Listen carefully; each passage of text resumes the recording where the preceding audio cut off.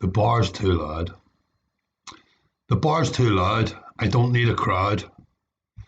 Manus wanted to text Jan. Manus always wanted to text Jan. Talk to her, have her presence around him somehow. The bar and the crowd were strange to him. Mickey had invited Manus down to Dublin for his birthday bash. Manus wasn't sure why. Wasn't like they were buddy pals or even had much in common. Mickey was a sales promoter for an up-and-coming magazine. Manus was a bum, gone back to college as a mature student because the government gave him a bit of a grant on top of his dough, and anything seemed better than straight work on the treadmill. Mickey dressed in a suit and tie. Manus dressed in jeans and a bomber jacket. "This is my town," Mickey said as he zoomed around in his little car, driving too fast, weaving in and out of traffic. He had brought Manus to his penthouse apartment in a fashionable part of town. It was like he wanted to impress Manus. Manus wondered why. Perhaps he was just lonely, didn't have many friends. Manus wasn't sure why Mickey had invited him down, but he had accepted. Manus wanted to get some kind of a life for himself, other than wanting Jan's company. What the hell? Who knows who you might meet if you went out? You might meet somebody you could relate to, who could relate to you. Mickey and his brother stood making sexual comments. A beer mat had a woman sticking her tongue into a glass, and Joseph, Mickey's brother, said, "I'd like to give her a good licking." Mickey agreed. Ooh ah. Manus didn't know what to say. What did he say about a beer mat and the women and girls who walked past? Ooh, did you see that? Ooh. Manus sat there. Pullets galore, from door to door, and I want to be sat in with Jan, he wanted to text. Some of the pullets seemed nice. 4 wee Spanish ones, all pretty friendly. Over friendly, up front and out for sex. One in particular, though, was becoming a little hard to sidestep. Eyes into his. He didn't mind. He liked her. She was a nice wee thing, unmutilated by time and vicious experiences. He made a show of phoning Jan. He phoned from the bar and then walked outside to hear better and talk in private. After the call, he sat back down with the pullets and the suits. The pullets were still a bit stiff. They needed loosening up.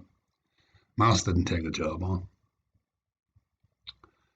2 women stood across the bar. One of the women was big, oversized, overweight. Over what size? Over what weight? The other had a ginormous nose. They danced with each other a little. Manus couldn't help looking, and his body moved a little in sync with them from across the bar.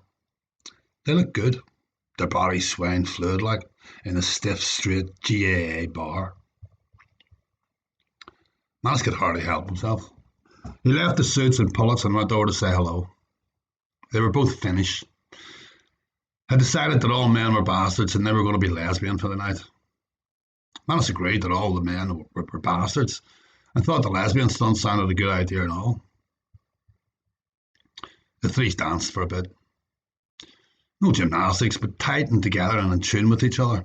They danced well, the 3 of them. Up high they went, in some snotty, stuffy, straight bar in Dublin. Manus bought them a pint, but did not stay as he would have liked, nor did he bring them over to the crowd he was now with for the night. What was he coming to that he went back to the safety of the crowd and left those 2 darlings on their own? True, Mickey was putting them up for the night, and Manus didn't know anybody else in Dublin, but normally that wouldn't have swayed him. He must have been getting old.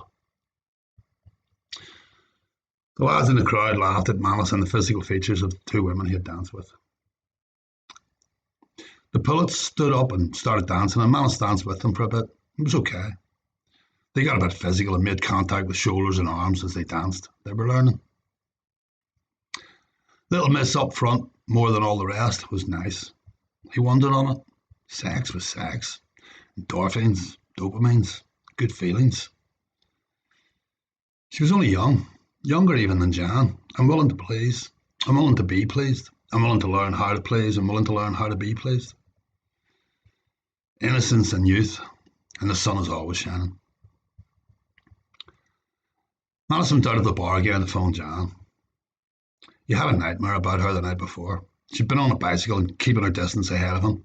And that could be okay, but she was ahead so often at a distance for so long that he lost sight of her and she lost sight of him, and they couldn't see each other and lost contact altogether forever and ever. And that's the way things go. Of course, once you've known someone, you always know them.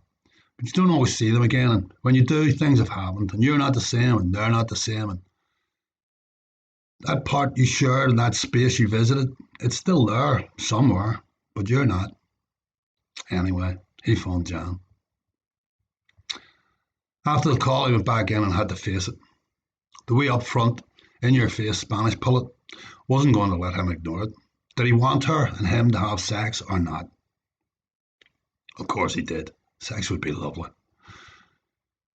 Joseph went off with one of the other Spanish pullets, discarding his wife for the night. Where was she anyway? At home with the kids? Didn't look that wrong. Joseph, Canita. They kissed. They looked like they enjoyed it. Manus looked at his own option. She was fine. Naked, he imagined her. Pretty. Under him, over him. Sweet thing. Would her eyes roll? Doe-like? Fawn-like? She would want to talk to him after. What would he say? You were lovely and I want to go on now. Why would he want to go? Why would he not stay? He could stay afterwards, stay and talk and get to know each other and start a whole new sexual relationship. It was all too much. He didn't want anything. He didn't want anyone. Why on earth had he come out? He did want something. He did want someone. And he was getting it. People. Human contact. He brought out his phone, looked at the pullet as he looked at the phone. You look for a message from friend. Yeah, I look for a message from friend. She looked a little disappointed, hurt even, but it would not break her heart, or even keep her awake that night. Mickey got into a fight with the bouncers, who seemed like even bigger macho dickheads than Mickey. Manus had to pull them apart. Manus slept alone in Mickey's penthouse that night. It wasn't just for Jan that he slept alone, it was for himself. He wasn't a performing fucking meat puppet, and he wasn't sure if he wanted any more depth of contact with anyone else just at the minute. Flying in the face of thousands of years of human evolution, Manus felt all right. Fuck human evolution tonight. It didn't look like it was such a great trick. Oh man, look at those cavemen go. It's the freakiest show. Is there life on Mars?